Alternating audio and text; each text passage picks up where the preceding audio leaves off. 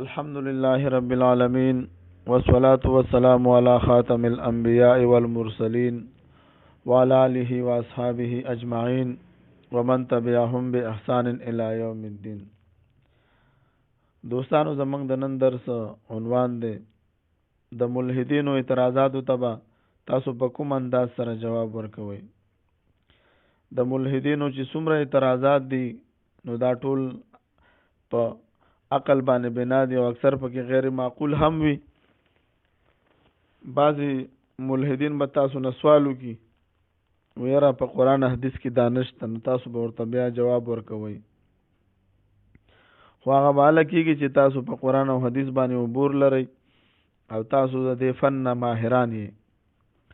ملحدین یو مشهور اعتراض کوي، دی په خپل کتاب ما مذهب ولې پرېغوستو په ده کې هم کړی دی او نور ملحدینو هم کړی دی. دا یو بل نه دا اعتراضات پټی را پټی او بیا مسلمانانو باندې کوي. خو د هغې جواب د الله په فضل سره موږ تسلی بخش جواب الله په خپل کتاب کې ورکړی دی. زموږ د کتاب نوم دی زه مذهب ولې نه پرېږدم، او هغوی ملحدینو کتاب لیکلی دی ما مذهب ولې پرېغوستو. په دې کې دوی دا یو اعتراض کوي، وای حضرت جبریل علیہ السلام چې نبی علیہ السلام ته وحی راوړله او هغه ته ویل چې اقرا، نو نبی علیہ السلام ورته وفرمایل چې ما انا بقارئ، زه خو لوستونکی نه یم. وای دا خو د عقل نه بار خبره ده چې یو سړی نه پوهېږي او تا هغه ته کتاب مخې ته کې چې دا پړاو که نو به درته وایي چې زه نه پوهېږم. وایي په کار خو داسې و چې جبریل علیہ السلام سره یو کتاب وي او هغه ته اشاره کړې وي، نو نبی علیہ السلام ویل چې زه لوستونکی نه یم، نو خبره صحیح وه. خو که چېرته دلته کتاب موجود نه وي نو دا خبره غیر عقلي ده. نو دې کې چې کله موږ د خپلو کتابونو کې مطالعه وکړل نو په فتح الباری کې ابن حجر اسقلانی رحمهم الله د دې یو روایت ذکر کړی دی چې حضرت جبریل علیہ السلام کله راغلو نو هغه سره یو د ریخمو رومالو په هغه کې یو کتاب و چې هغه ته اشاره وکړه چې اقرا.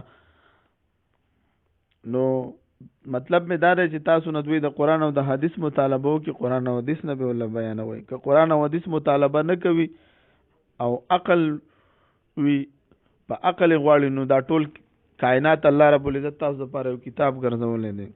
دوی دا یو اعتراض کوي په تقدیر باندې چې دا انسان که چېرته جهنم ته ځي وي دا ګناه نعوذ بالله وي دا الله ده. ولې دا خو الله جهنم ته غورځوي، ولې د خو هر څه لیکلي دي تر قیامته پورې چې څوک څه کوي بس نو بیا وایي موږ له سزا او جزا څه لپاره ملاویږي. نو دا نقلي جوابات هم شته او عقلي به هم ورکوئ. تاسو نقلي جوابات خو دا دي چې په تقدیر کې تر قیامته پورې څونه انسانان په خپله خوښه باندې عمل کوي د دې لیکل الله رب العزت په تقدیر کې کړي دي. مطلب دا دی نن چې موږ په خپله خوښه باندې څه عمل کوو دی په تقدیر کې لیکلي، سبا چې موږ په خپله خوښه باندې څه عمل کوو دی په تقدیر کې لیکلي دي. دا ټول کائنات مخلوقات چې تر قیامته پورې څونه مخلوقات راځي دوی په خپله خوښه چې کوم عمل کوي دی په تقدیر کې لیکلی دی. البته یو د الله علم دی، یو د بنده کسب دی. دا انسان ته چې سزا ملاویږي په خپل کسب باندې ملاویږي. اوس دا خبرې تاسو سره دغه نه مني، ملحدین نه مني، نو تاسو به ورته بیا د دې عقلي جوابات ورکوئ. ته به ورته ووایې یو استاد ته ښه پته ده چې زما دا شاګرد نالایقه دی، دا به پیل کېږي ناکام کېږي به، او کله چې دا ناکام شي پیل شي نو د دې کې قصور د چا دی، د استاد دی که د شاګرد دی. نو ظاهره خبره ده. بل زموږ دوی سره دا مناظره او دغه اعتراض دوی وکړو نو دغه جواب هم ورته ورکړو، نو بیا هغوی سره د دې خبرې جواب نه و چې یو استاد څخه معلومه وي چې زما دا شاګرد به ناکامیږي پیل کېږي به، ولې دا نالایقه دی. نو دې کې خو د استاد هېڅ قصور نه دی. البته که د شاګرد خواري کړي وی نو دا به کامیاب شوی وی. دقه شان الله رب العزت د جنت او د جهنم د دواړو لارې ښودلې ده چې دا جنت دی او دا جهنم دی او ستاسو خوښه ده.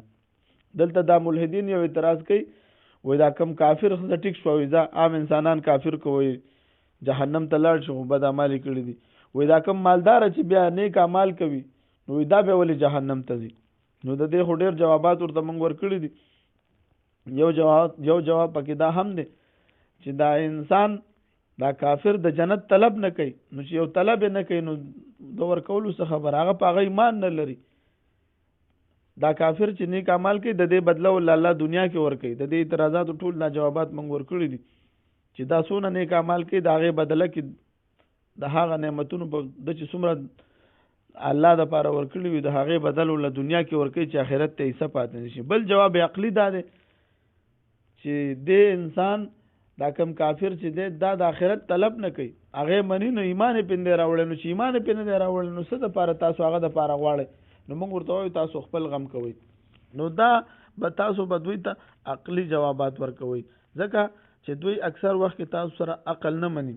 لکه یو هندو دا یو اعتراض کړی و یاره دا څاروی چې وایي تاسو په خپله باندې مړ کئ نو دا تاسو بیا خورئ، او چې کله یې الله مړ کړي بیا یې نه خورئ. نو د دې جواب اوس دا خو تاسو سره عقلي نه مني، نقلي خو در سره نه مني.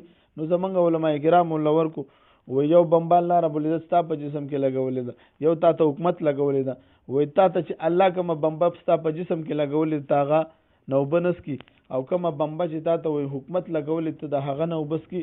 نو تاسو مطلب مې دا دی چې دا کم خلک دهریان دي، هندوان دي، څونه چې غیر مذهبي خلک دي، دوی تاسو سره چې قرآن حدیث نه مني نو دا ټول کائنات الله رب العزت تاسو لپاره عقل ګرځولی دی. نو تاسو به دوی ته عقلي جوابات ورکوئ، او عقلي جوابات به هم داسې ورکوئ چې معقول جواب وي. نو په دغه ترتیب سره به تاسو د ملحدینو علاج کوئ. واخر دعوانا الحمدلله رب العالمین.